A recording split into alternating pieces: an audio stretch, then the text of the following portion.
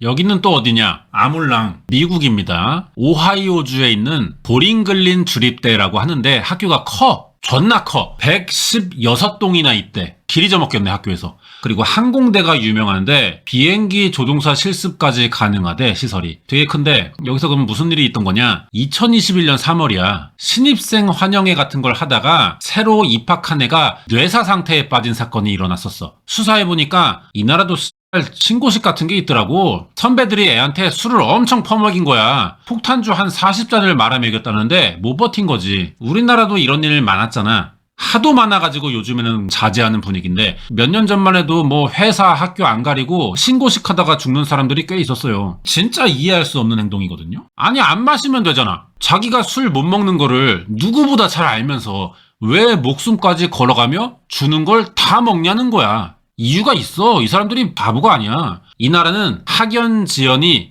우리나라보다 더 심해. 되게 심해. 사교 문화라는 게 있잖아. 그래서 미국은 학교는 뭐 당연한 거고 클럽 활동 이런 것도 단순한 동아리 개념으로 끝나지가 않는다는 거지. 졸업 뒤에도 많이 이어진대. 사회에 나가서도 야, 너 그 학교 무슨 동아리야? 그러면 선후배 관계가 지속된대. 좋은 대학의 유명한 클럽 출신들은 이미 사회에서 성공한 선배들의 덕을 볼 수 있다는 거야. 똑같이 출발해도 이 동아리 하나 때문에 더 많은 기회와 특혜를 받을 가능성이 생긴다는 거지. 당연히 미국에서 뭐 다 이러는 건 아니야. 오히려 특정 계급으로 분류될 정도의 소수 상류층들이 갖고 있는 문화고, 심지어 상류층이 아니라도 명문 클럽만 들어가면 한 번의 특권은 보장된 거나 마찬가지라는 거야. 이러면은 뭐 다 그 클럽에 들어가면 되는 거 아니냐?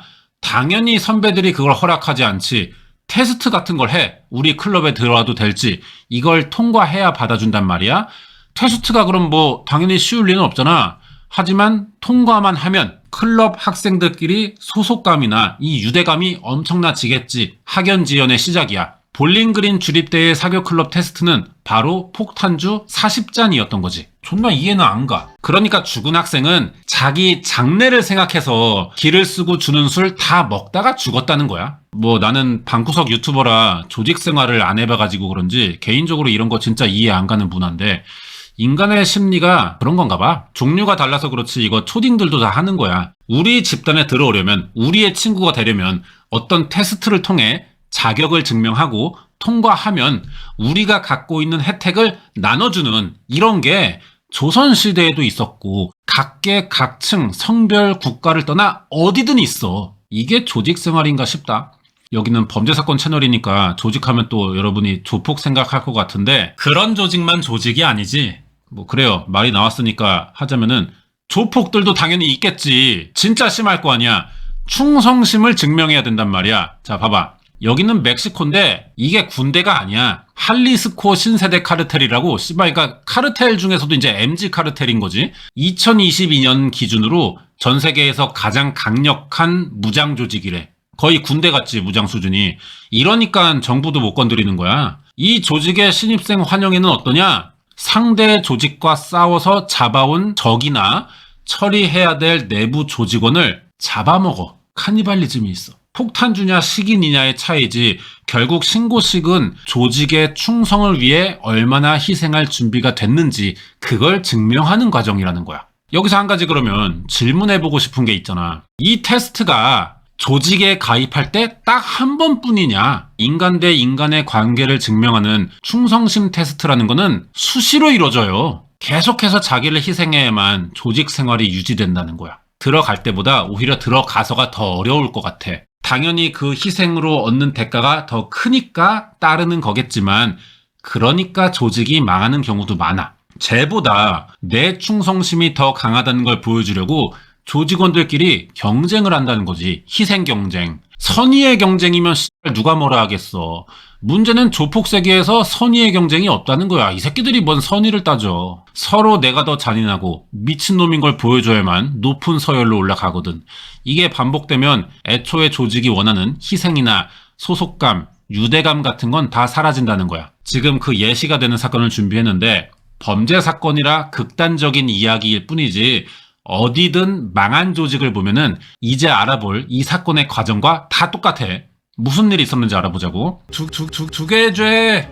여기는 요코하마 항인데 2009년 6월 여기서 낚시하던 사람이 경찰에 신고를 해. 지금 바다에 시체 같은 게 떠내려가고 있다는 거야. 신고자에게 건지라고는 할 수 없으니까 빨리 현장에 도착해야겠지.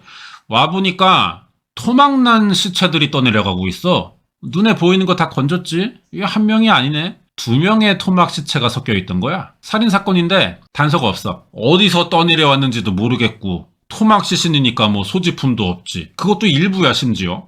수사가 시작되기 전에 수사가 막혀요. 근데 사건이 해결된다? 이때 경찰서에 31살의 이케다 히로유키라고 다른 사건 저지르다가 잡혀 들어온 새끼가 있었어. 이 새끼가 갑자기 지 요코하마 항구에서 발견된 이 토막 시신 사건 알고 있대. 뭐냐 얘? 그래서 사건이 해결돼. 해결은 됐는데 궁금하잖아? 이거 해결되기 되게 어려운 사건이었거든. 경찰은 토막 시신이 누군지 못 찾았고 이케다라는 새끼의 존재도 몰랐다고.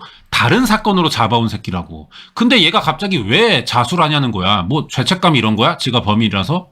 토막낸 새끼가 잘도 죄책감이 들겠다 그래. 뭔가 더 알아봐야 될 것 같은데 거기에 얘는 지금 자수할 때 이 사건을 안다고만 했지 범인이라고 말한 게 아니란 말이야. 대체 이케다 어떤 새끼고 죽은 피해자들은 누군지 어떤 관계인지 궁금한데 좀 하나씩 설명해 볼게. 일단 이 새끼가 이케다 히로유키야. 찾아보니까 사진이 이거밖에 없더라고. 사진 공개가 안 됐다는 게 무슨 뜻이야? 결국 이 새끼는 범인이 아니라 그런 거냐? 그건 뭐 더 알아봐야겠지.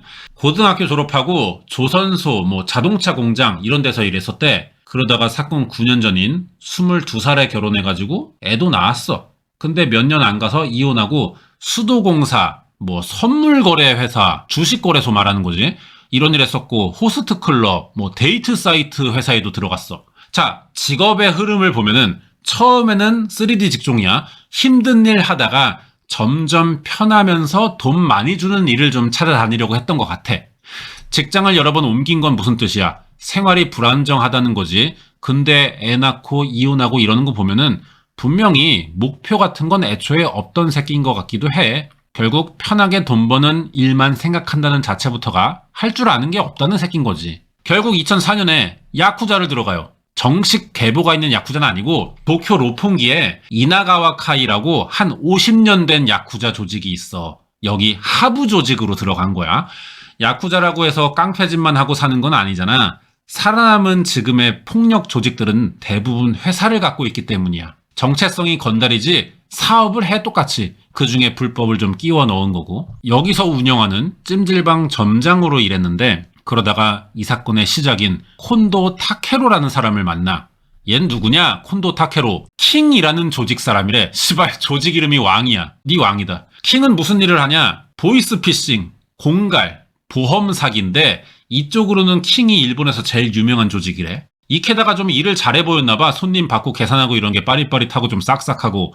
그래서 콘도가 스카웃을 하겠대. 바로 조직을 갈아타거든. 이케다보다 콘도가 5살이 어려. 5살 동생이야. 근데 콘도를 형님으로 모시겠다면서 킹에 들어가. 콘도는 킹에 소속돼 있긴 하지만 개인 사업도 하고 있는데 그게 마약 밀수야. 콘도 좀 알아보고 넘어가야 되는데 사이타마 현에서 태어났고 도쿄 위에 지역 1983년 12월 12일생이고 사건이랑 관계는 없는데 혈액형도 뭐 알려져 있어요. A형이래. 집안이 어떤진 모르겠지만 와세다 대학 법학과 다녔더라고. 명문이잖아. 대가리가 좀 기본적으로 좋은 편인 거야. 집도 잘 사는 거지. 고등학교도 좋은 데 나왔고 부모가 애 공부에 관심이 있던 것 같아. 그러면은 보통 가족관계 좋아요. 그러면 콘도 이 새끼는 졸업증 따가지고 뭐 검사 되든 변호사 개업하든 간판 좋잖아. 나름 생계가 보장됐을 것 같은데 그쪽으로 안 가.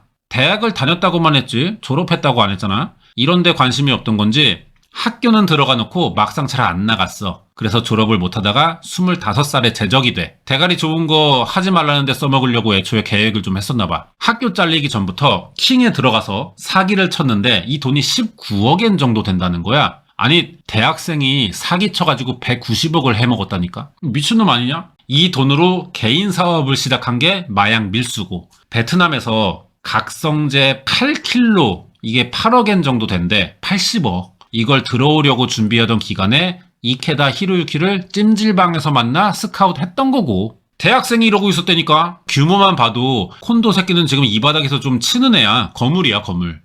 킹인지 뭔지 대형 조직 들어가서 한 일이기도 하겠지만 결국에 개인 사업으로 20대 중반인 새끼가 80억대 마약 밀수를 계획하고 있잖아. 와사다 대학 법학과 들어간 대가리가 도움이 되겠지 이런데 이러니까 범죄도 대가리 좋은 새끼가 성공하는 거야. 이래서 뭐든 배워야 되는 겁니다. 이케다의 경우는 정반대지. 돈 쓰고 싶은 데는 존나 많아. 근데 할 줄 아는 건 없어. 그래서 여기저기 빌빌대다가 콘도를 우연히 만난 거야. 지한테는 너무 좋은 기회겠지. 콘도는 이미 끌어들인 사람이 한 명 있더라고. 31살인 이시하라 류이치라는 사람인데 얘 데리고 신주쿠에 마작장을 하나 내놓고 있었어. 근데 겉으로나 마작장이지 사실은 마약 밀수 사무실로 쓰인 건데 마작장으로 위장해뒀던 거야. 얼마나 경찰 눈 피하려고 용을 썼냐면은 마작장 이름이 모에하우스래. 존나 모에모에하지. 오이시쿠나레 오이시쿠나레 모에 뀨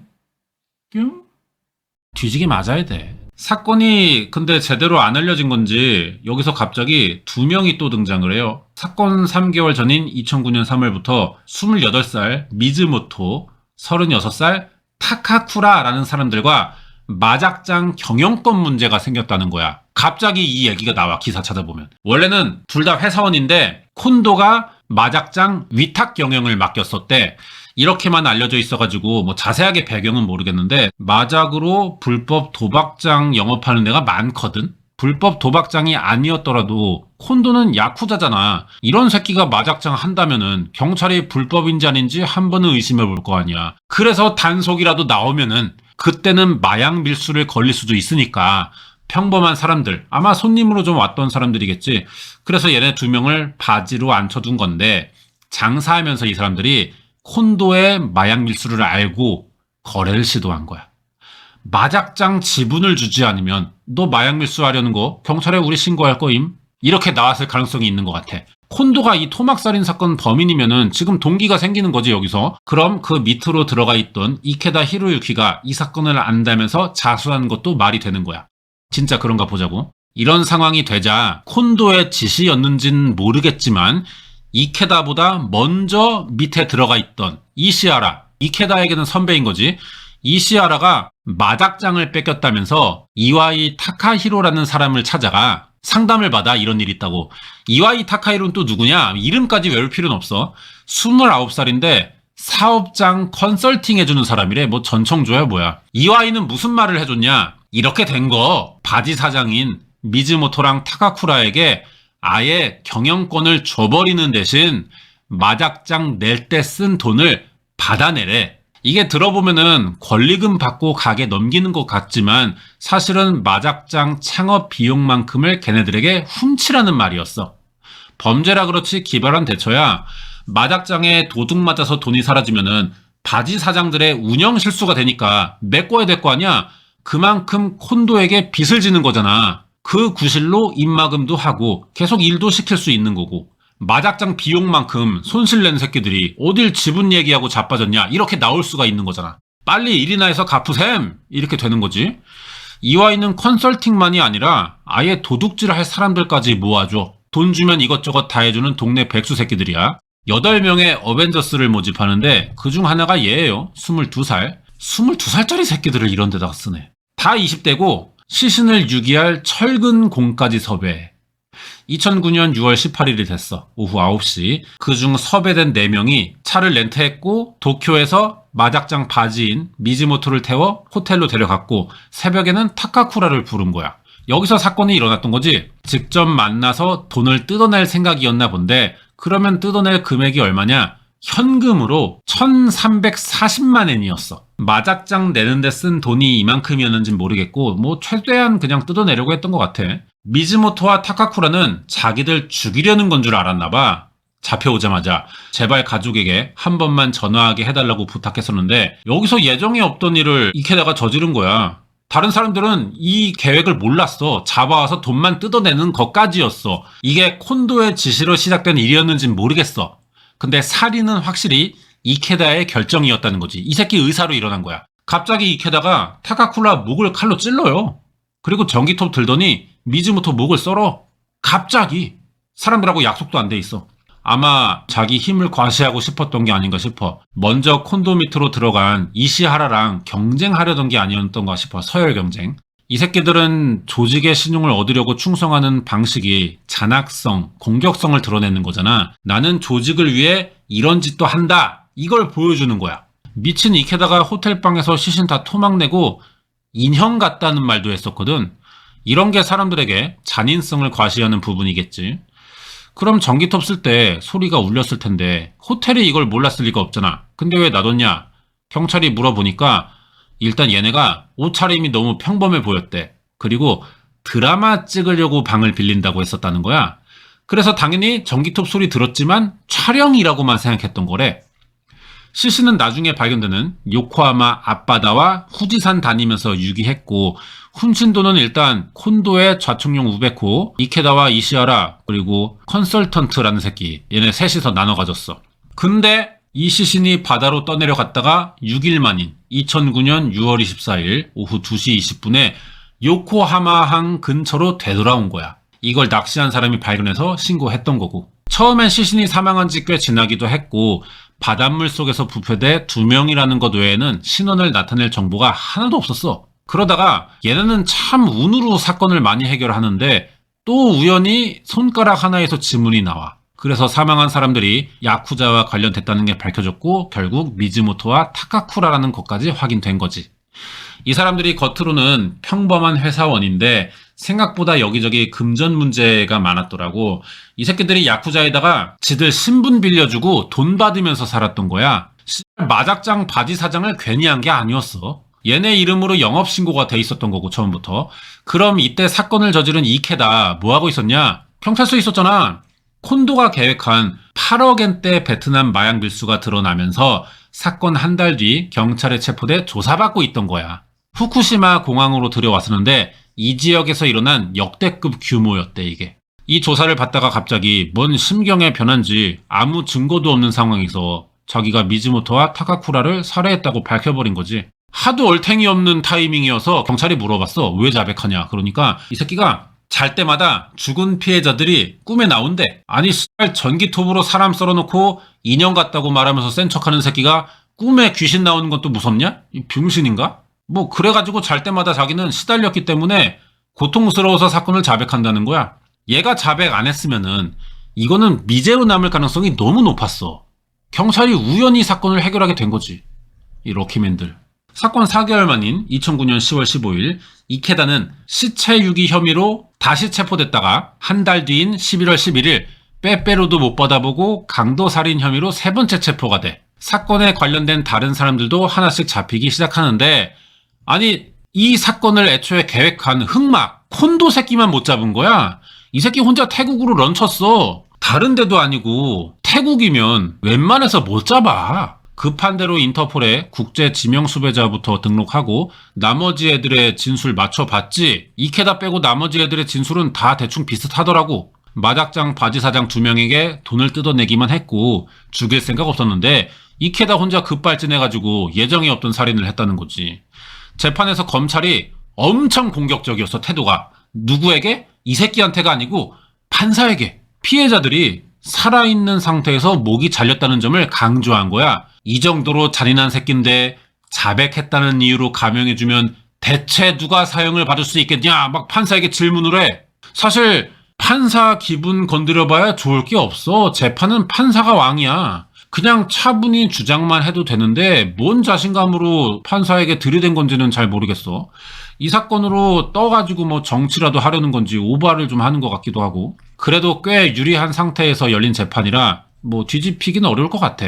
여기에 이케다 변호사는 어떻게 대응하냐. 이케다의 자수가 사건 해결에 결정적인 역할을 했으니 감형 받을만 하다는 거야.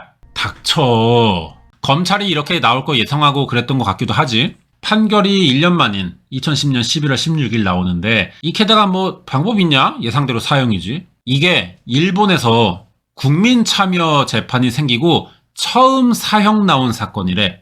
그러니까 검사가 판사에게 따지듯이 말한 것도 사실은 배심원들 들으라는 작전이었던 거지. 근데 사형이 나왔어도 먼저 자수를 했기 때문에 감형을 해줄 수가 있어요. 판사가 사형을 선고하면서 이케다에게 또 항소를 권유해.